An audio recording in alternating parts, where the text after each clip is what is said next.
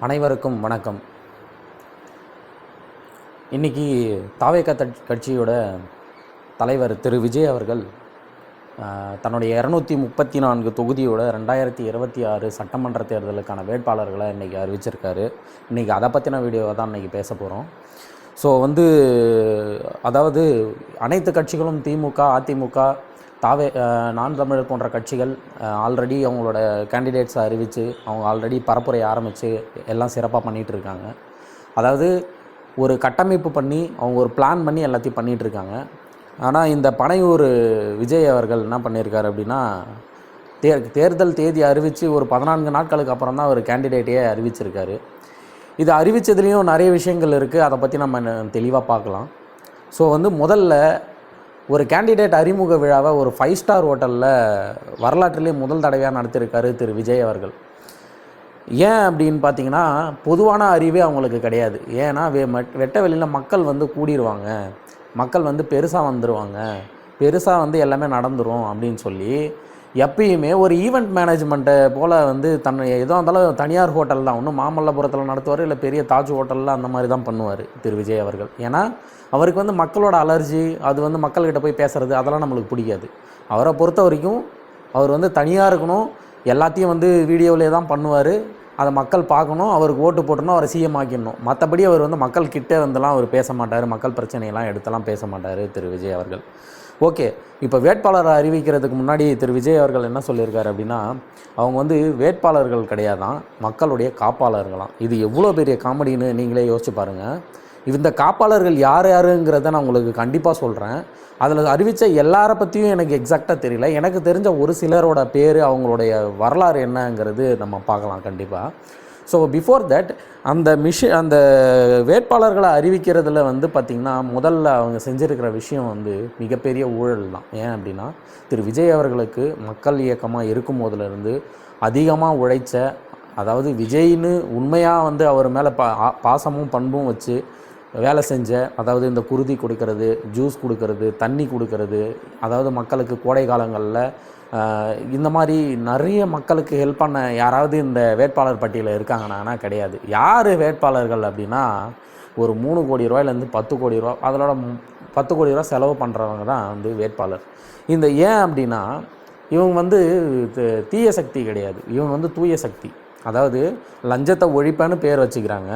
இதில் வேறு உறுதிமொழி வேறு, வேட்பாளர்களோட பட்டியலை வெளியிட்டதுக்கப்புறம் நான் எந்த ஊழலும் பண்ண மாட்டேன்றதை சொல்லிடுறாரு திரு விஜய் அவர்கள். ஏன்டா டேய், நீ 3 கோடி ரூபா உன்னுடைய முதல் கேள்வியே அதான். ஒரு வேட்பாளர் 3 கோடி ரூபாய் 10 கோடி ரூபா செலவு பண்ணாதான் உனக்கு வேட்பாளரே அப்படின்னு அறிவித்த நீ எப்படி நீ சொல்லிகிட்டு இருக்க, நான் லஞ்சத்தை ஒழிச்சிருவேன், ஊழலை ஒழிச்சிருவேன்ட்டு?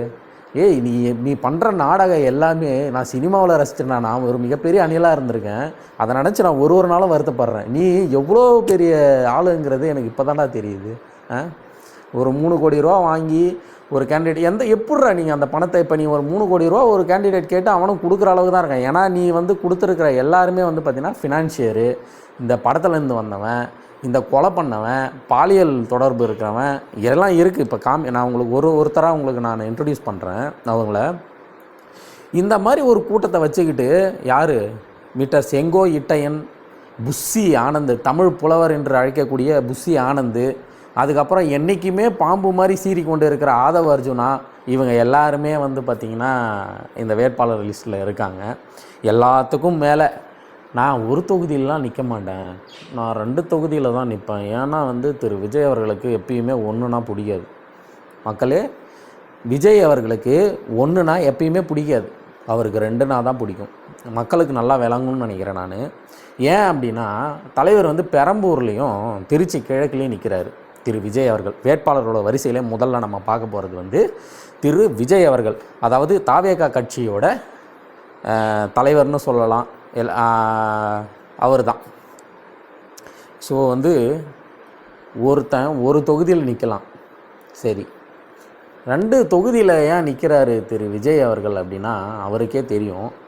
அவர் கான்ஃபிடென்ஸ் இல்லாமல் நிற்கிறது தான் இதோட முதல். உனக்கு ஒரு பொதுக்கூட்டத்துக்கு உன்னால் ஃபார்ம் ஃபில்லப் பண்ணி உன்னால் ஒரு பர்மிஷனே வாங்க முடியல, நீ எப்படி மக்களோட பிரச்சனையை நீ வாங்குவங்கிறது, அதாவது மக்களோட பிரச்சனையை நீ தீர்ப்ப அப்படிங்கிறது வந்து கேள்விக்குறி தான். கரெக்டாக உன்னால் வந்து ஒரு கவர்மெண்ட்கிட்ட இருந்து ப்ராப்பராக உன்னால் ஒரு பர்மிஷன் வாங்கி ஒரு ஃபார்ம் ஃபில்லப் பண்ணி உன்னால் எதையுமே பண்ண முடியலன்றப்போ பெரம்பூரில் இருக்கிற மக்களுக்கு நீ எப்படி விபூதி அடிக்க போகிறேங்கிறது வந்து இப்போ இல்லை, உனக்கு வந்து 4ஆம் தேதிக்கு மேலே கண்டிப்பாக உங்களுக்கு வந்து தெரியும் மக்கள் அவர்களே. மக்களில் இருக்க எல்லாருக்குமே வந்து பெரம்பூர் மக்கள் சப்போஸ் ஏதோ மிராக்கள் நடந்து பெரம்பூர் மக்கள் வந்து விஜய் அவர்களை வந்து பெருமையாக சொல்லிக்கலாம், நான் விஜய்க்கு ஓட்டு போட்டேன்னு. தம்பி, அவனுக்கு வந்து ஒன்றுமே தெரியாதுங்கிறது தான் உண்மை. ஓகேவா? அது வந்து பார்க்கலாம். நெக்ஸ்ட்டு வந்து பார்த்திங்கன்னா திருச்சி கிழக்கு இந்த தொகுதியும் இந்த 2 தொகுதியும் ஏன் விஜய் சூஸ் பண்ணார் அப்படின்னா, இந்த 2 தொகுதியிலையுமே வந்து பார்த்திங்கன்னா கிறிஸ்துவர்களோட ஓட்டு வந்து அதிகம்.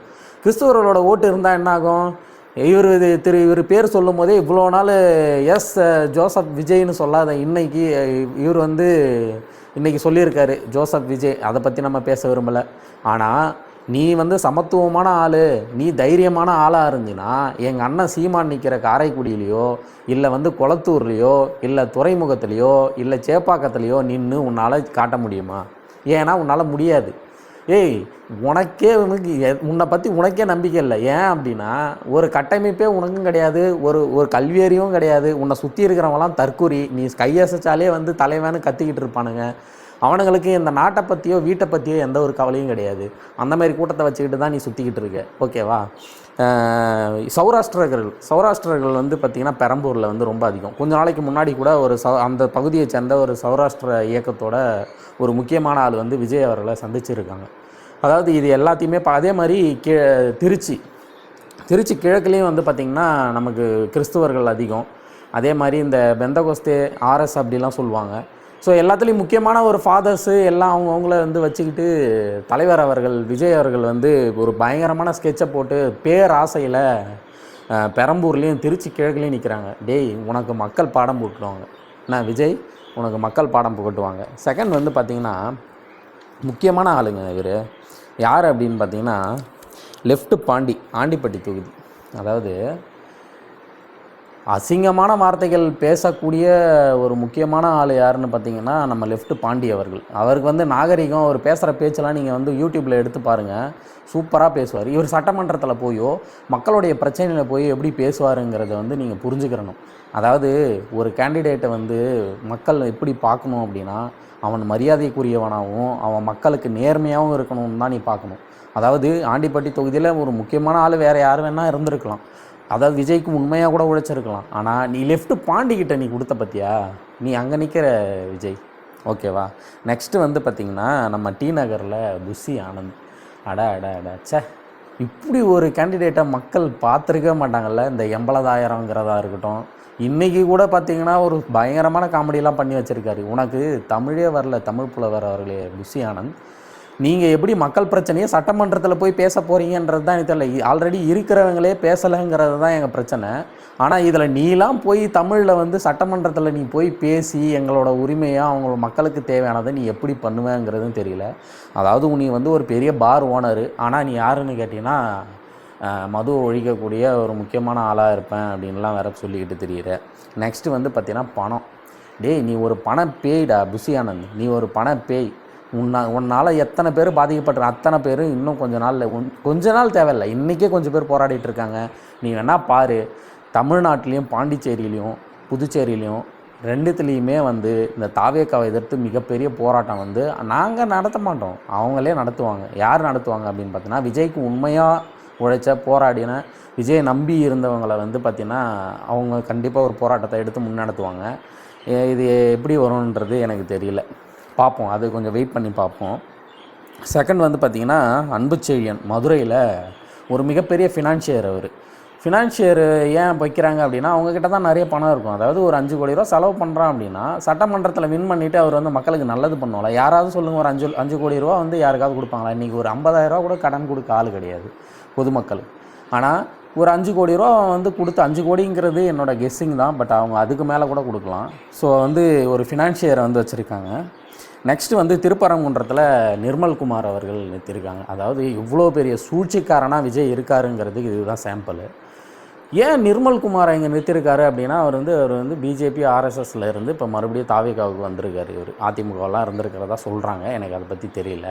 ஆனால் திருப்பரங்குன்றம் தொகுதியில் யாரை நிறுத்துவார் திரு விஜய் அவர்கள்ன்ட்டு நான் ரொம்ப ஆர்வமாக எதிர்பார்த்துருந்தேன். திடீர்னு எனக்கு நிர்மல்குமாரை நிறுத்தியிருக்காங்க.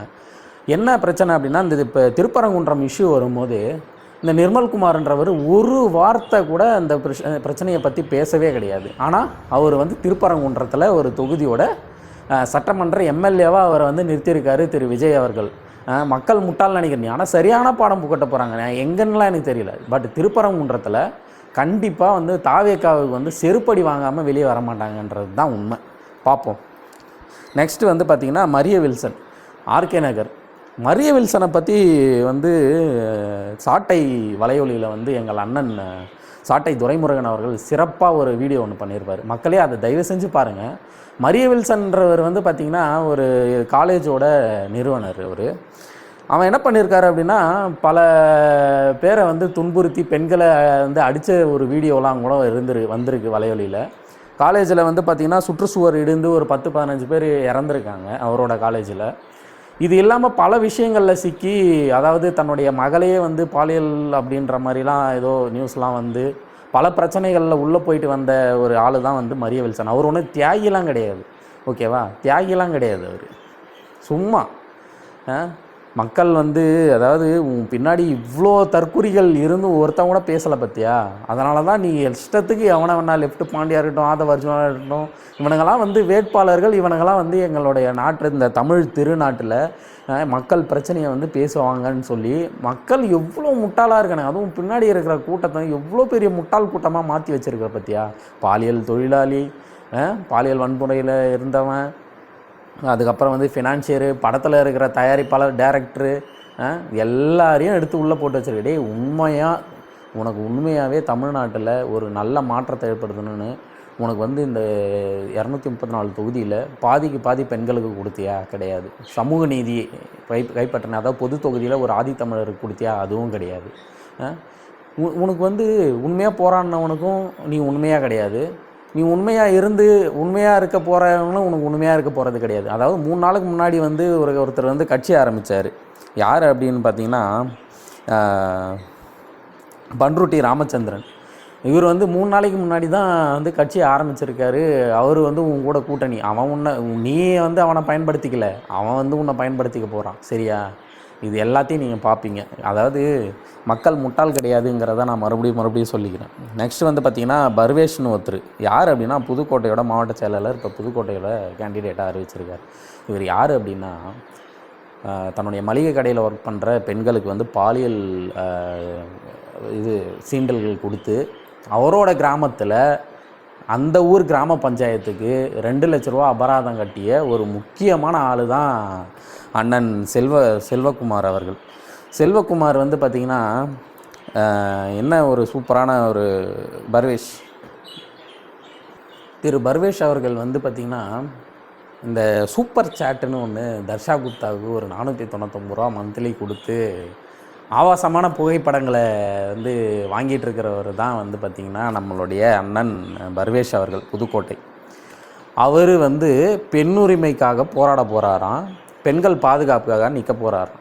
இதெல்லாம் எப்படி இருக்குது? லெஃப்ட் பாண்டி, பர்வேஷு, சூப்பராக இருக்குல்ல. தாவேகா கட்சியோட அந்த வேட்பாளர்களோட லிஸ்ட்டு இருக்குது, இன்னும் இருக்குது.